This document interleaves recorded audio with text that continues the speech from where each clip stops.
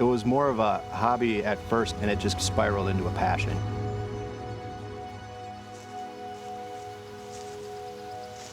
It was really important to me to give people at least a small but short insight into something that they may not know that much about, and to hopefully get them interested in it too, you know? There's plenty you can do and so much time that you can spend just looking for one or two different kinds. It'd take a lifetime to learn everything. My name is Lukas Leaf, and I'm a forager and a chef.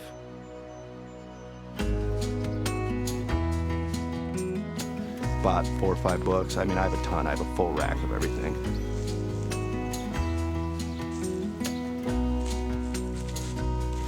I focus on like a handful of the ones that I know.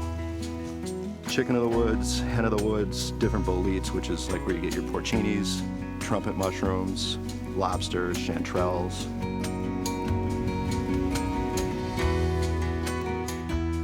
I dehydrate a lot of these and I make a powder.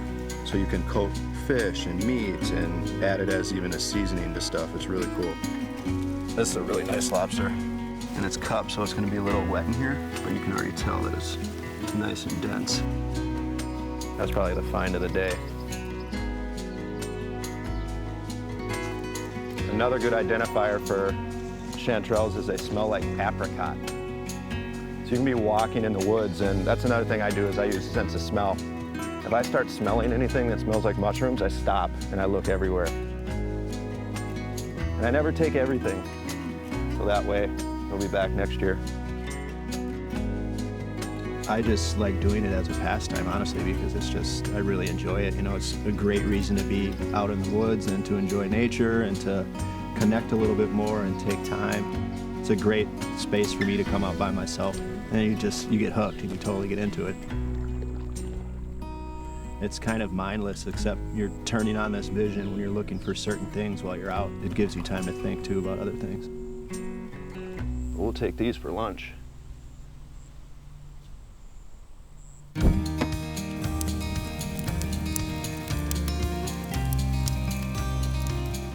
Cooking outside is definitely one of my favorite ways to cook. I mean, compared to in the kitchen, it's so much more versatile, and you have so many different things that you can use, you know, whether it be open fire, charcoal, or propane.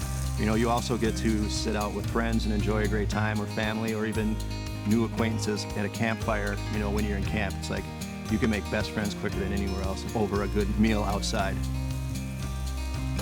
And plus you get to enjoy places like this. You get to be out in great scenery and in nature and enjoying something that you really like to be in, and that's personally, for me, the best part of it.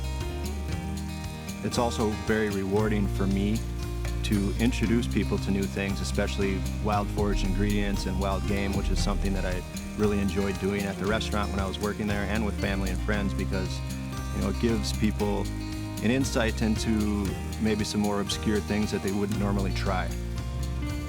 I think it opens people's minds up a lot more to not having to do the whole beef and chicken supermarket thing, and there's this other form of food that we've kind of lost a little bit in society, but exists there for everybody to go out and do. And it's really important. I mean, it's actually part of our heritage too, you know, so great opportunities for people, and I think after opening up their minds and giving them those opportunities, I've definitely seen more than enough people go out and start doing it themselves.